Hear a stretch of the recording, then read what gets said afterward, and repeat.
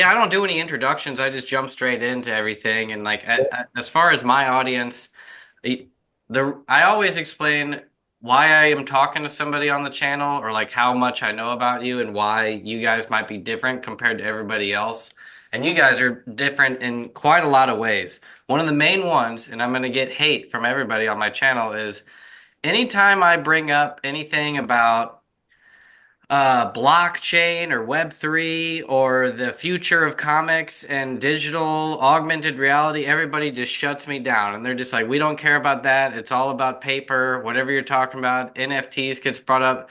And it's like a immediate reaction that I've never fully understood, but I've also never really fully understood the space of where the future of things are going from the perspective of the people that are actually involved in the development of that kind of technology. So I wanted to, before we jump into like what is augmented reality and like what you're Forget creating about with the your augmented reality, man. I think we're starting it off wrong, and we're going to chase away a lot of people. It's a story about a father and son of worlds, and it's a book. Everything else is peripheral.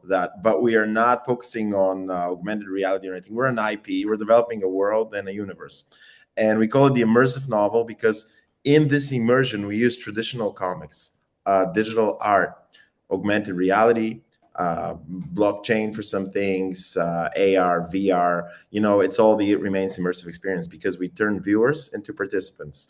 But aside from all of this, it's a story that drives the vessel. It's a story that's united us on four continents, and it gets rid of the difference of the color in our skin, our religion, our social status, and basically brings up what we all have in common, which is dreams and a metaphor for our daily struggle in a way. So we've been inspired by Neil Gaiman's Sandman, by Watchmen, by the art of Geiger and Beksinski, by The Road, by so many things. So in our core, this is it's the story, and then we invent new ways how to participate and how to turn viewer and reader into participant.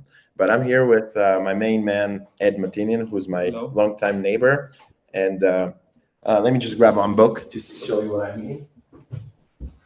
So, It Remains was a story that was brought in the beginning because of a very dark period in my life. So, the end of a 7-year relationship with the love of my life at the time, COVID, the beginning of a plague that was scourged the world for the next several years, and a surgery that had me bound to a bed in an L-sit position for like 4 months. So under the influence of some alcohol and some dark thoughts, I started writing this story about a father and son at world's end as a form of escape. And I took it to my dear friend and neighbor, Ed, with whom we've collaborated in the past. He's been in the game dev industry for a long time. He's been a digital artist and a super unique guy generally.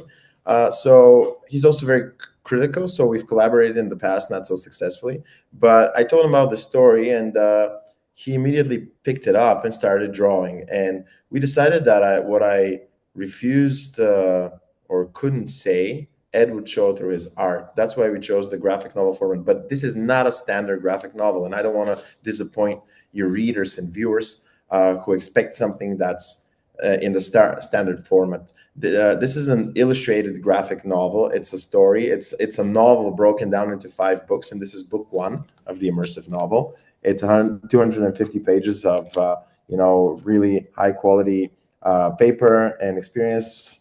It was edited by Brian Evanson, the horror writer, who was my master class teacher, and also by Rob Pryor, who's drawn Marvel, DC, Star Wars. He's going to be the first person to draw in space, big comic guy. He loved the novel, and he drew the covers alongside his children, just kind of as a parallel what it is to draw at the end of the world or at the brink of World War III. And we've turned a lot of it into immersive experiences. But I've been humbled to be in such company even before the book was out. Our art director is also the art director of Wall-E, Finding Nemo, and The Incredibles, Anthony Christoph. He's worked with Steve Jobs for 18 years. And all of these people kind of took after the story. And I do believe that language is a virus and stories are contagious. And that's kind of what happened with this IP. And yeah, well, that's why some people get confused, because they've seen us do shows or sell out digital or digital artwork collections in the Eiffel Tower, in an immersive gallery in Dubai, at San Diego Comic Con, London Comic Con, Art Basel, Miami, places like this. And whenever somebody picks up something, they say, "Oh, this is like an NFT project," or this. No, these are just different iterations of the story of the novel and of the world we're trying to build. We're building, a universe, but we like to call it a decentralized universe, because at some point, when our community grows and you have an idea for a, let's say, for a soundtrack or for another story based on our setting, then the community will vote on your proposal, and hopefully we'll be able to fund your idea so that the franchise expands itself inside out, for the fans, by the fans.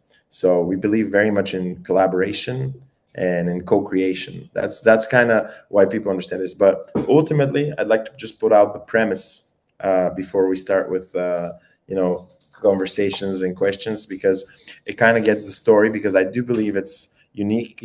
Everything's been already told, but it's just our take on things that might make it unique for the moment. So imagine a world much like our own, but fast forwarded in time, a world on the brink of erasure, which after war, like the one happening in Gaza, war like the one happening in Ukraine, overfishing, overpollution,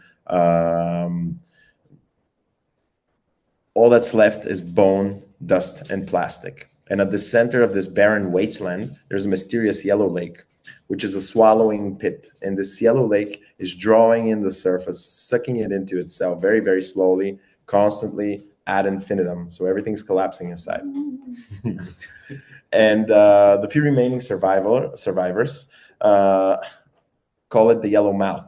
So that's why we're called also Yellow Mouth Studios. But these are two characters that we meet at first, it and its father, because genders and pronouns and are forever gone, and everything's losing definition. This is a planet on the brink of erasure before implosion. Definition that's trying to preserve itself. That's why we like to call ourselves Beyond Dystopia, because we come after Mad Max, we come after zombie apocalypse. We're the last moments of planet and knowledge and information and the human drive to remain. So these two characters, it's it and its father. Each day they start walking away from this swallowing pit, from the Yellow Mouth, and they walk in the opposite direction. So if it's here, they start walking, gaining enough distance that when they go to sleep and bury themselves in a burrow of ash and dead skin, as they drift backwards in their sleep, they've gained enough distance as to wake up by the shores of yellow and not be on them inside in oblivion. And they start walking again. And this is a cycle, back and forth, back and forth, back and forth. And it's like a metaphor for our life. Why get out of bed? Why kiss your lover? Why make money? Everything might seem in vain in a cosmic sense, but yet we need to look for a belonging and for meaning and what it is to raise a kid at the end of the world. So they collect words, they collect bones in their paths, and they're trying to make sense of it all, and keep some anchoring to the world of, they call it old man's world, to what was before, as father teaches son how to resist the Yellow Mouth, the pull, because they are resistors of the Yellow Mouth. And if you do go to the Yellow Mouth, and let's say you hold this screwdriver in your hand, when you dip it under the surface and you take it out, it becomes a part of you, embedded in skin and bone and flesh and hairs. If you put it back inside and rinse it, you can release it. So in this way, our resistors can add various extensions to their bodies, like extra limbs, arms, weapons, but also like absurd things from the past, like Oscar statuettes, mobile phones, dildos, things that they don't know the context of, as they try to find. And this is kind of the basic premise. I'm gonna review a little bit more afterwards, but of the story. And Ed has been very kind to draw some things that I refuse or cannot explain. Like, let's say it was a challenge to write. I couldn't. Let's say it looked like a building, or it was as big as a boat or something. You can't use these things because they constantly forget words. So from its point of view, it needs to be more direct and visceral. And Ed shows it through the art, and it only gives meaning, it and its father, to things on a level of synesthesia, what a word tastes like, what it smells like. And they call it the forget nuts. It's their forget nuts collection, and it's very important to them as they collect it, because if they lose the collection, they lose their thread to humanity. And of course, they collect a lot, but each day they remember less, or they change the meaning of things. And yeah, it's a little bit confusing. I think this is enough of a kind of an introduction. Sorry I took over, but I just wanted to clear, because we went straight into the AR, and I'll show, of course, what you mean afterwards. But I wanted to go in the story. Oh yeah, no, thanks for filling in all those gaps. Yeah.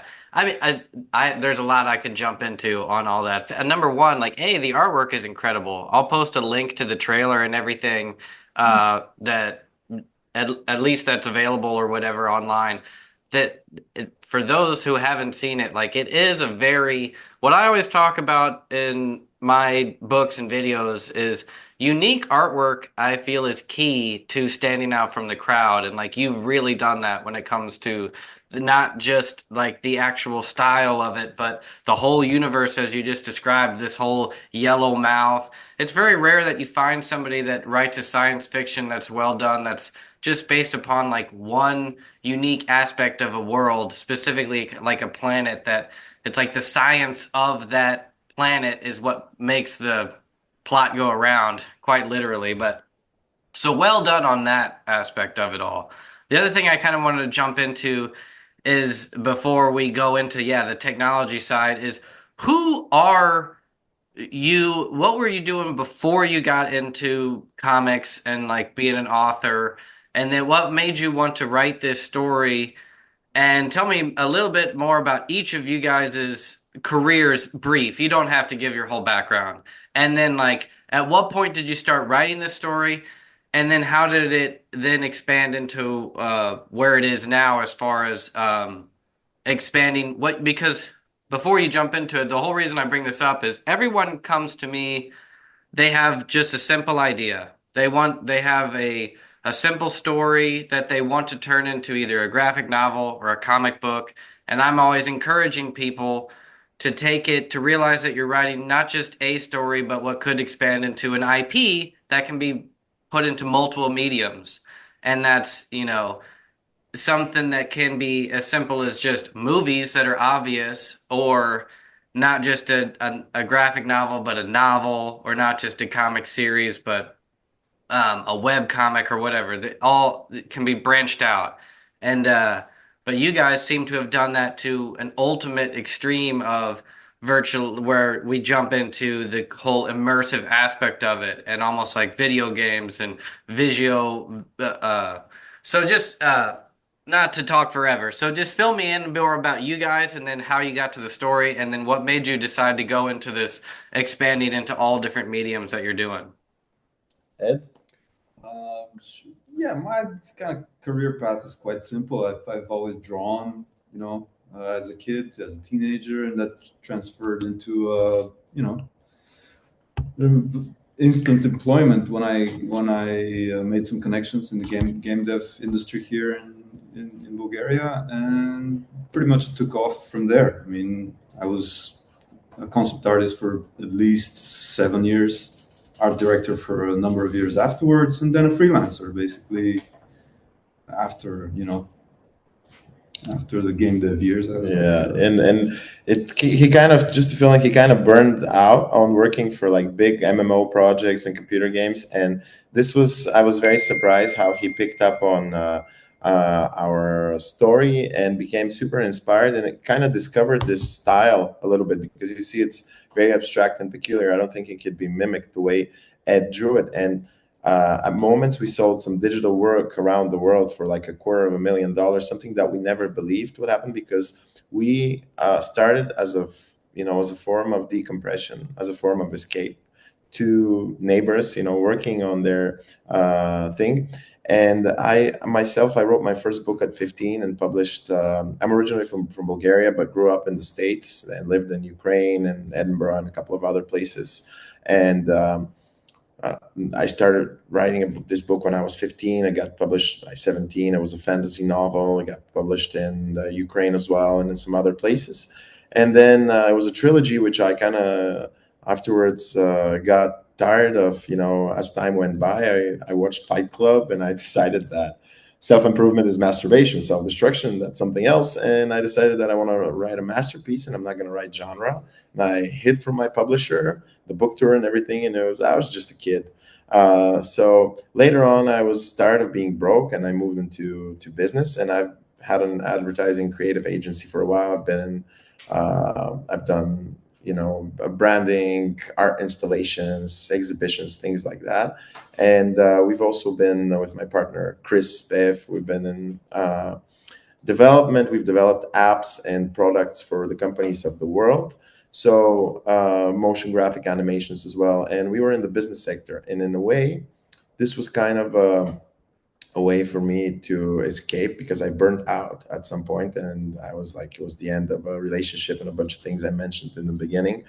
So I started writing this as to find my roots back. And what happened was that a lot of people from the team were like, because we've been blockchain natives since 2013, they were like, oh, let's do an NFT collection. NFTs were big. Oh, let's make a game. Oh, let's make a board game. Everybody picked up, and I'm like a passenger in the car. So now we have people on different continents pushing different things. We're coming out with an AR board game. We're coming out with a Web3 game. We're negotiating with for a Netflix animated series based on the books, and a movie, because Michael and David Oslin came and really picked up the project. They've had the rights to the Batman franchise. They did the Batman movie, and they bought him, I think, in the 80s for $70,000. Now, I don't need to explain what Batman is. They've done Constantine as well. So we've been attracting nerds like, honey, even without knowing it. I've never been involved in something that kind of gets people going so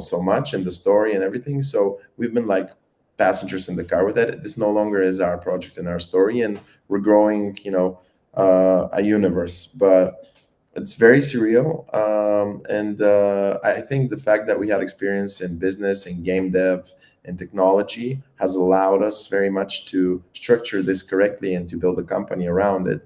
For example, what makes this book so different?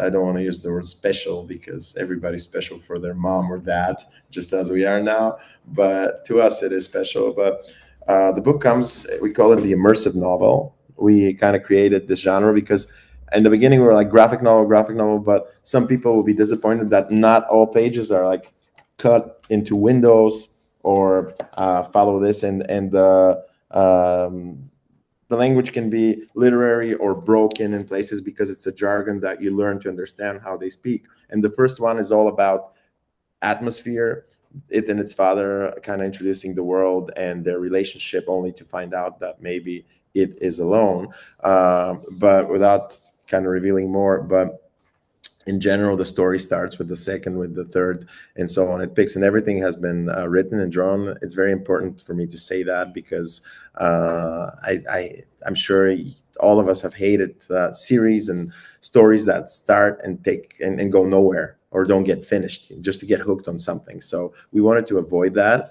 And we believe in kind of Frank Zappa has this album, Shut Up and Play Your Guitar. So we decided to create everything before we started spamming about it. But the book itself comes with an app, with the It Remains Immersive app. And on this app, you have different pages and different clues that you can unlock. So you can experience it as a regular book, as a graphic novel, as an audiobook, or augmented reality experience, immersive. So let's say I go on hint here. There's a hint, and it says, okay, don't judge a book by its cover.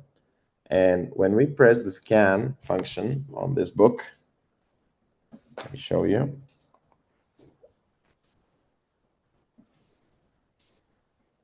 Yeah, thank you. The book becomes alive. Oh, okay. It's fully interactive and immersive, digital, between physical and digital. When you open, you can speak to its father. You can find different mysteries and unravel them within it. And in the beginning, you have several unlocked pages. And each week, we're going to be releasing new ones that you can follow. And you can earn points on your Resistor profile that later you can exchange for things from our store, such as immersive clothing, figurines, and much more. And let me just show you how you meet the father, for example. Can you hold that for me, please? Thank you, sir. to the camera. Hmm. So I don't know how much your viewers can see. Yep. Perfect. No, I'm not hitting it. I can see the character in your phone. You can see the character in my phone. Yeah. This one in particular, you can see Yeah, it's as if he like popped up out of the book. Yes, exactly. That's awesome. So you can control and look at the world through the eyes of the father or through the eyes of the son. Basically, the past and the present. So you can play the audiobook. Drew its attention to the ground. Wow. And when you have a page that is not, we've created all of Rob Pryor's paintings immersive as well. When you have a page that's, let's say, locked, let me just show it here. This is how the page becomes. So right here, I have an X with bones. The page is locked, and you have to find a way to unlock it. And right here, you keep unlocking points, and you earn experience. And it's all tied within our application, the game we have, the immersive experience, and we're solving a problem. We've been contacted by a lot of IPs such as Superman, Winnie the Pooh, and so on. And we're solving the problem of traditional media dying out and how to link it with the future generation, with the world of Web3, with new ways to make to really revolutionize the way content is experienced, promoted, and consumed, but also created. So we're totally basing it on the story and on the world we're building, but we're trying to find new gateways, how people can experience it in a new way, how they can immerse themselves fully on it, whether it's an Apple Vision or through your phone or just through a very nice hardcover copy that smells amazing, like brand new paper, because we are biological beings. We love tech, we love stories, we love fiction, we love innovation, but we also love, walking down the beach, nature, surfing, things like this, that I think that when people say singularity and AI will overwhelm us and so on, they're not taking into account that I think art and tech go hand in hand together in harmony. And since the beginning of time, art has been the catalyst for creation. The the fuel for innovation is imagination in a way. Jules Verne's imagined the Nautilus, right, written about it, and then an engineer has realized the first submarine. Leonardo's devices are the origin of the modern parachute, helicopters, and so on. So art and tech go well together, but you need a wild, crazy story that somebody needs to believe in, and then we want to see what comes out of it. And I went around different cities of the world and shot the homeless with a camera, not with a gun, right?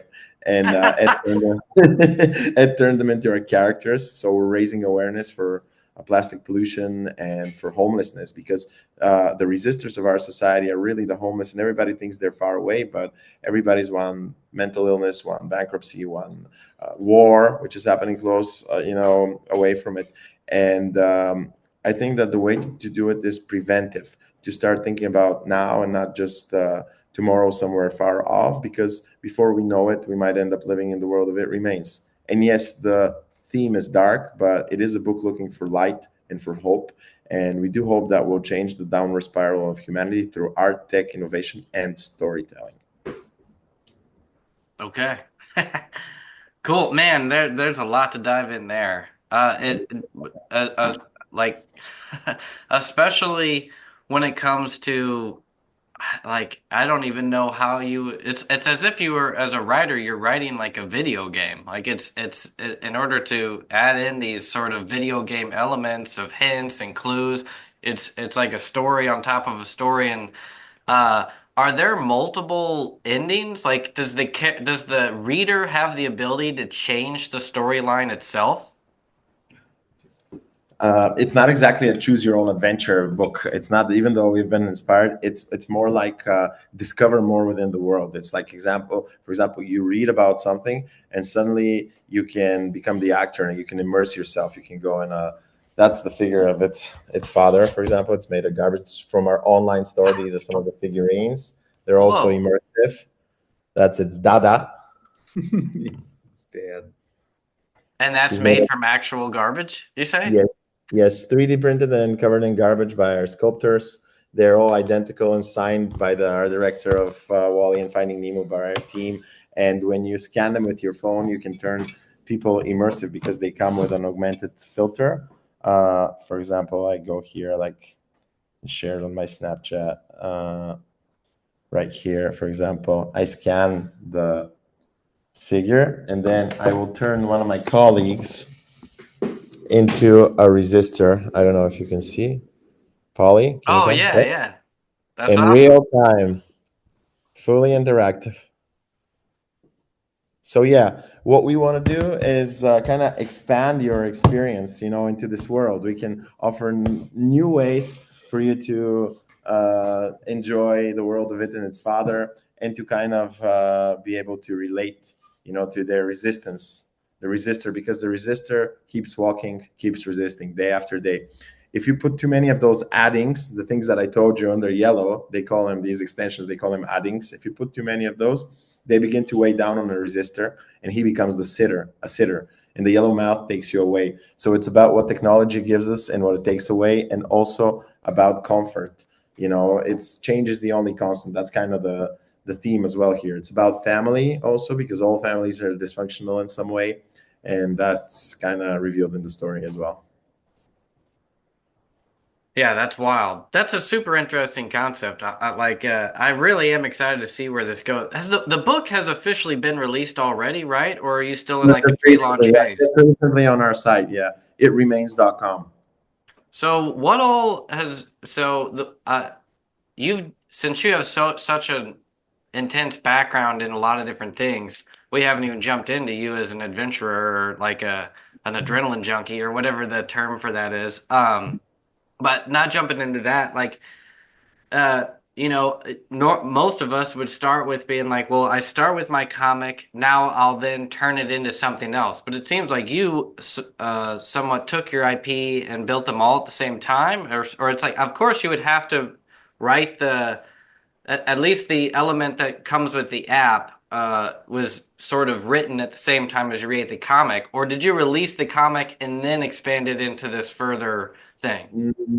4 years, brother. We've been being, first of all, ADHD, I guess, OCD, and being obsessed with detail. Me and Ed have been doing this, so it started just with the book, and then turned into a graphic novel, the application, the NFT collection, like a bunch of things. So Okay, so it did start as one we're and then just yeah, step yeah, go forward. it was written as a book, but it was never released. Like, we didn't release just the book and then add the things on. It's been thought to be like this. And even our Christmas campaign, we're going to be releasing now, is gonna we're going to donate 50% of the sales to feeding the homeless, to shelters and things like that, because I don't want to say that outright. I don't want to use it as a PR. We kind of give a shit about it, and I think but I think that it might boost a little bit sales. So it's good to say there, because around Christmas miracles happen, and it's been a big inspiration for us. And yeah, we're driven. I think that's the stories do have the power to change the world, and we're just too curious. That's why, at least for me, what is your take on things? Why? Well, to speak to your question, basically because we have so much experience in the multimedia, in the multimedia industry, entertainment industry, we get to prototype a lot. We try this avenue, that avenue, and we discover new ways, to enrich, the story. Just technologically branch out here, branch out there. Since we have all these experts around us, we can expand easily. People kind of trust us. They believe in our mad vision. I don't know why still. So we get funded. We get people reaching out from all over the world, enjoying the experience. We sold out at London Comic Con on day 2, everything. And now we're focused on really expanding the project further, unlocking more pages, coming out with the second book, doing a Netflix animated series, a movie. The game is also done. We're preparing an amazing Web3 game and a board game with some great guys. These English blokes from Cyprus, former Sony, and yeah, it's just like I said, language is a virus. Everybody on the team is like pushing different verticals. Me and Ed are focused on the story and the book, but if it inspires individuals to create, it makes us happy. And we're all living in this fictional world that we've created that's a mirror to our reality. And hopefully this distorted mirror can make reality a little bit more ordered and fixed. Yeah. I don't know. No, Least to us. I didn't realize how immersive and cool all this was. What's funny is like whenever I tried to explain, my friends and I, or even people that I bring on this channel, it's like we're always eventually we get into sort of where do we see the future of things going, and we always talk about like, oh, well, if it went from paper to, the internet and movies and is the next thing, and I always talk about, I was like, it might be a combination of something like Pokemon Go, where it's like on our phones to where the real world is somehow merged with the stories that we tell. So when it comes to us as writers, we're actually writing to where the reader can actually act out or be a part of the story that is around them. And when you look at sort of the technology, but before I saw what you guys are doing, it would be like people, like the artists are actually sculpting a 3D thing or sculpting a 3D world. And then if I put on like goggles or whatever, I step into that world. And then someone like you would then write a story to where I'm a character where I physically walk through the world, and depending on what I touch or where I go, a different story is told. And I was like, I see that as being where it goes, to where it's sort of a game slash, but it's also a movie. It's where it's just like but you are doing exactly that in real form, to where it's like, but you still get the beauty of the paper involved. So, and I never saw that aspect of it. I didn't think of it as like you would have the book that then opening the book then allows you to then merge it into this three-dimensional and combining your phone, and ultimately it probably will be something associated with goggles or glasses or whatever. I don't know, things we carry around our necks. I feel like you guys are so into it. Like I remember 10, 15 years ago, everybody thought that we were going to wear something on our t-shirts that then like projected a hologram onto other people's clothing. And then we'd be like, oh, there's your Facebook or whatever. And it's like, that didn't catch on. But you guys are really in the depth of it. So I wanted to. You mean like that? You mean like that? Let me show you. Cool. Yeah, yeah. Let me just load the itremains.com app Basically, everybody's got a camera, right? It's a big sensor. I mean, right here. why So, not? Everybody walking on the streets got one. So, okay. It's also interactive. You can play parts of the story with it. You can share. You can. Its father, this man there, that taught us, is the last Oh phase man, that's amazing. in the Dang, you guys are you guys basically patient zero for this being done in storylines, like combining all these elements? Because I feel like every IP is gonna want to start trying to branch into something like this, where Yes, we're building a platform like this. We're building a Web3 platform so that people can have their IPs automated and can do what we've done with It Remains, the Immersive project. But my firm belief is that people should not be limited or forced into one form of content consumption. I always felt like, kind of limited by things that were taught in school. I never let school get in the way of my education, like as Mark Twain says, and I always hated authority that was brought to me, by design, by default.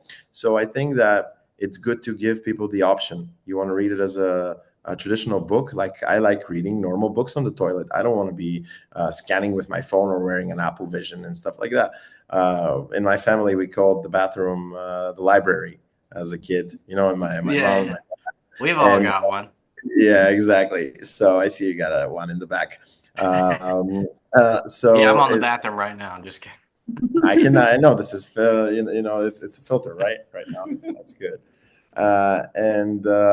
Well, we'll know when you flush.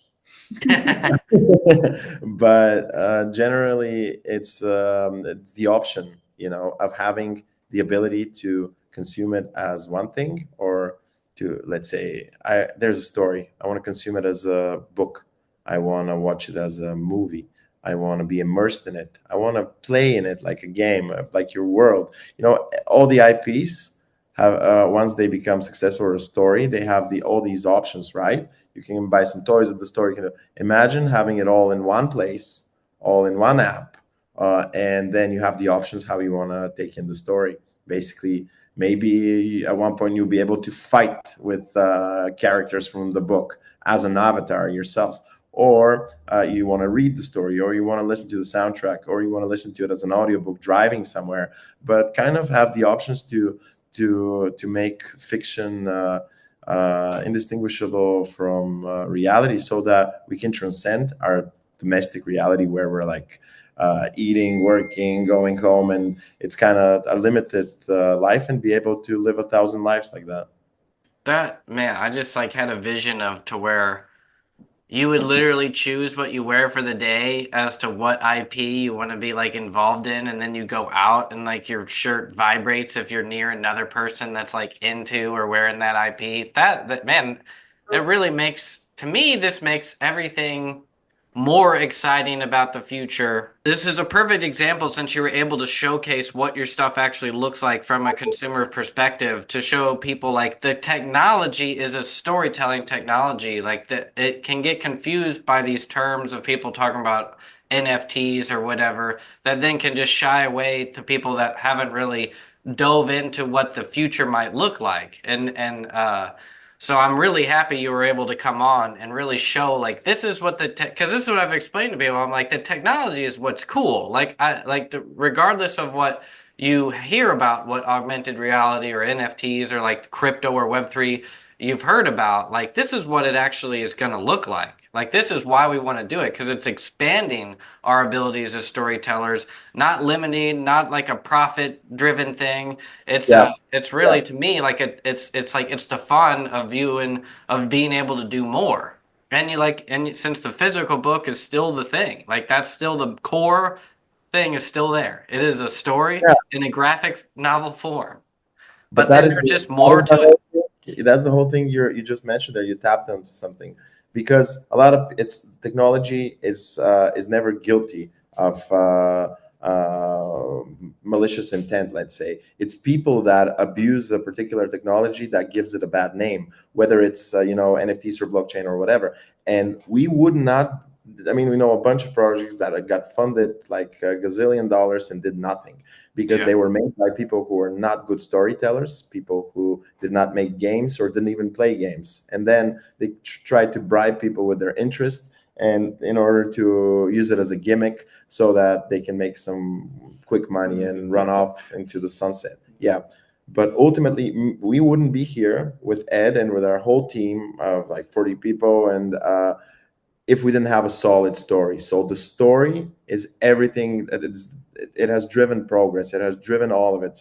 So if we didn't have the story of it and its father, of it remains, of the yellow mouth and what happens after, and how weird it is, nobody would have paid us any attention to our ideas. And that's what I think you need initially, to have a really good story, and shut up and play your guitar, and then people will eventually hear the music and want to join in to listen, or perhaps even to jam with you.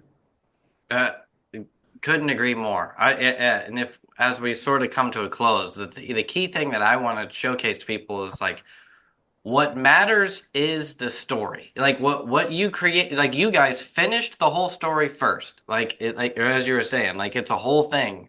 Uh, you focus on that. Everything else you can't go backwards in. Like you're saying, the failed projects of what you see is people say, here's this thing that I can do, and then they try to fill in a story just to fill in the blanks, but nobody cares about that story to begin with. You can't create a game or like some kind of you can't create the technology and then fill it with the story. It's like the story has to be is what it's the emotional appeal that keeps people engaged, and then the technology is almost secondary. Um, and don't let that shy away from like what's really going on here is we're just telling a cool, interesting story with a strong hook. You have that there. You have that with the with the hook of the yellow mouth and merging, like to where people become merged with this thing that they can kill them or like turn their bodies into weapons. Like that's a very interesting hook in itself. And then you add in the ultimate other aspects of it, the very cool artwork, well done once again. And then yeah, I don't know. It's just once again to reinforce that what started here is just a great concept that worked, and that's how you're able to turn it into such a big thing. Thank you, brother. And relating to our own human experience is very important for us and about family. So, for example, um, his father teaches his son how to resist and not give in to yellow, not become a sitter. And one day, he awakens. His father is kind of stern. He usually awakens his son with a boot to the ribs. But and all this harsh masculine energy is kind of reinforcing the feeling of a missing mother, the missing presence of the mother, that it remembers she's somewhere there, but they don't remember, or the father does not tell. And one morning, the son finds its father gone. This chapter is kickless, so he doesn't get a kick to the ribs, and he finds his father immersed in yellow, surrendered to the pull, having turned a sitter from a resistor, and everything he knows it's challenged. So he tries to salvage its dada's body, but the body comes apart with unexpected ease. And the only thing he manages to save from its father, to salvage, is its father's eye, which it calls the dad eye or the dead eye. And this eye it puts on the back of its head, and it serves as a vessel, as a vehicle for the father to remain, to be there with it, criticizing it on every step. But it's also a glimpse into the past, because when it looks through its own eyes, and this is in the beginning of the book as well, when it looks through its own eyes, it sees the world as a barren wasteland, you know.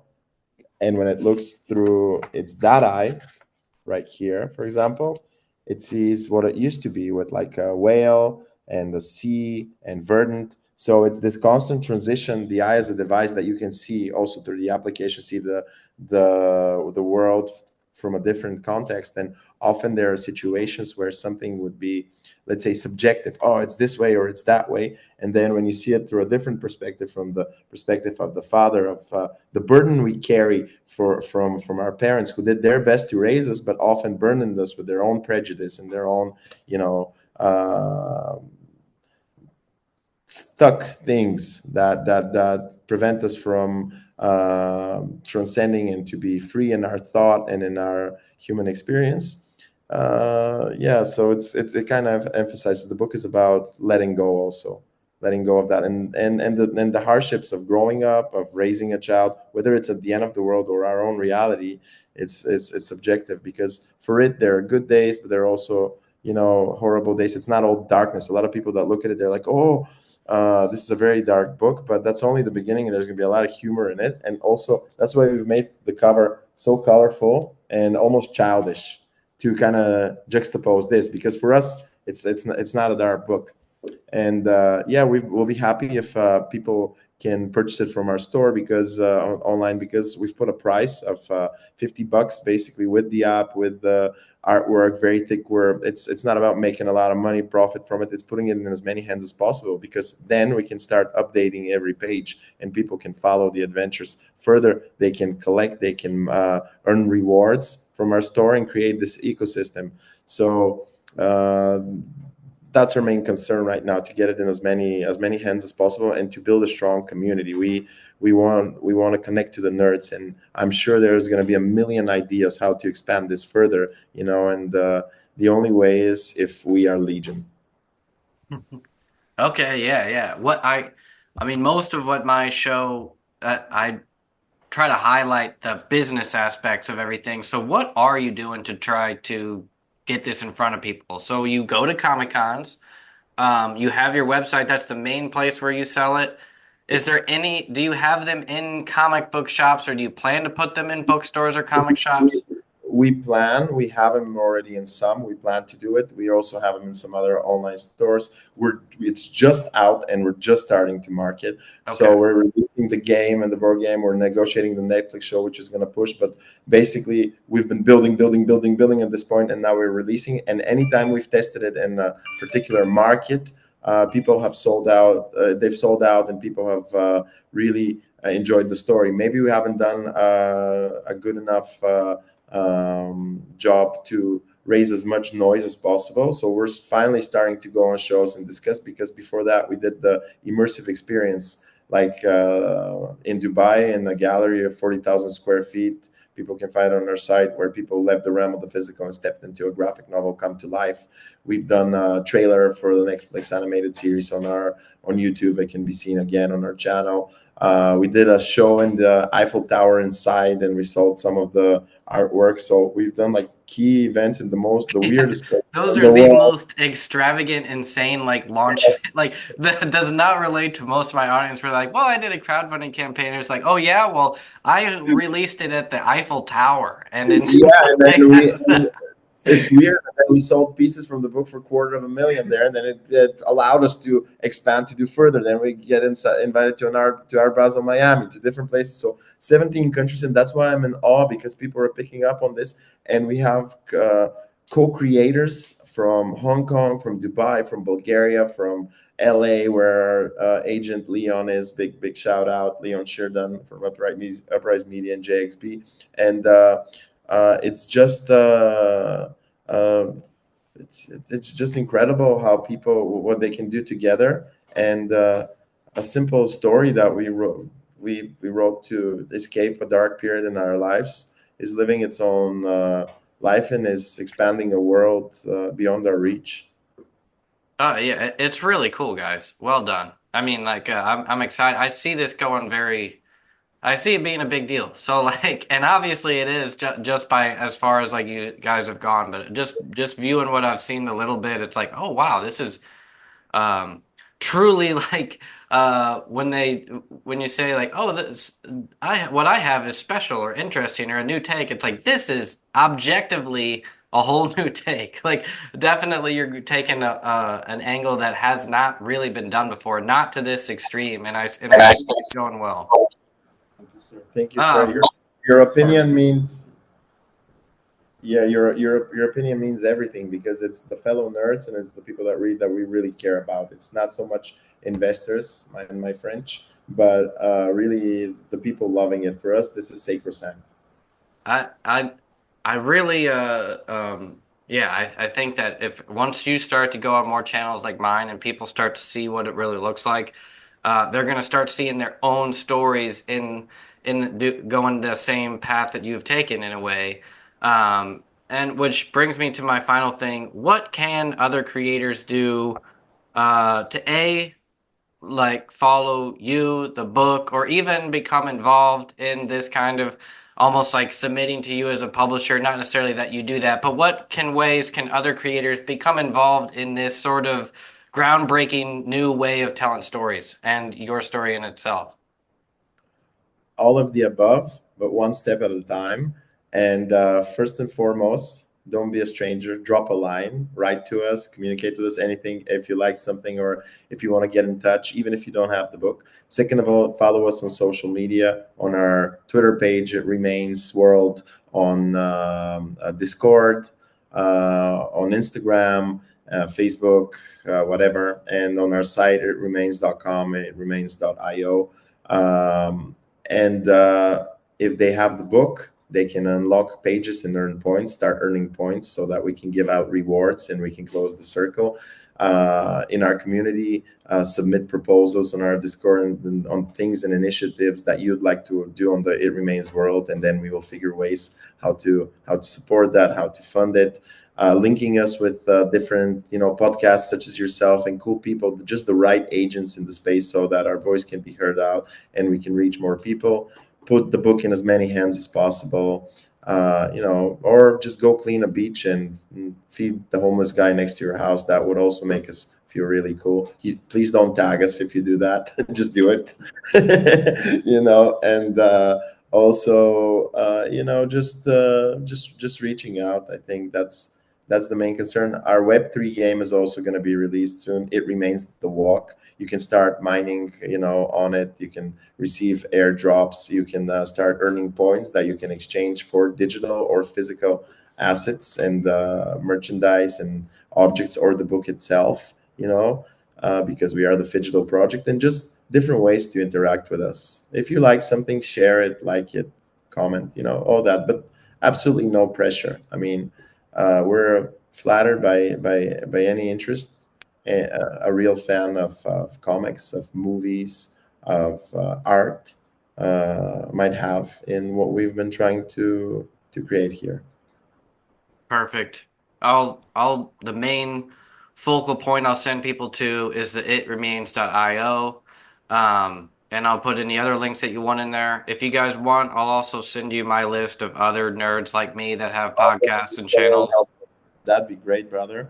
I And gotcha. follow Mattinian, who's super talented and humble guy, and he's on Discord. You can talk daily to Ed in real time. He likes creating one-offs for people and for other projects in communities. We do collaboration, our art and their art, just any type of play we enjoy. Yeah, hit me up on the Discord channel. I'm on Twitter, X, also whatever it's called now. Yeah, just reach out. We're here. We want to stay. And we want to have fun. Hey, once you say it, you'll get flooded, man, with your artwork. People are coming after you. Bring it on. All right. Thanks a lot, guys, for coming on. And yeah, I'll send you that stuff, and you guys just send me any other links that you want to send. And otherwise, we'll put it on a close unless you have some kind of ending quote. Well, if you like, I can read a passage from the book. That'd be awesome. Let's do it. Right. Okay, I'll just read the first chapter. The first chapter is called Walkers, because, of course, it's walkers, or its feet are the foundation of its resistance. They're the most important thing, because without them, it won't be able to get away from Yellowmouth. So, walkers. Now, because the book is separated into moments of now and then, so flashbacks. So now, the crunch of its own steps drew its attention to the ground. Bare bones underneath bare feet. Feet that saw without eyes. Blind seekers, bone crushers, walkers. It wondered how two such crooked things at the end of its legs could keep finding their way over and over, carrying its body across the scape without question or hesitation. One foot was large and meaty, but poor on digits. The other was thin and long, but clawed at the tips. Careless of their load's position or activity, its feet turned on their heels and walked in the opposite direction everything else was going. Upstream, headed where it eats, away from where it becomes the eats.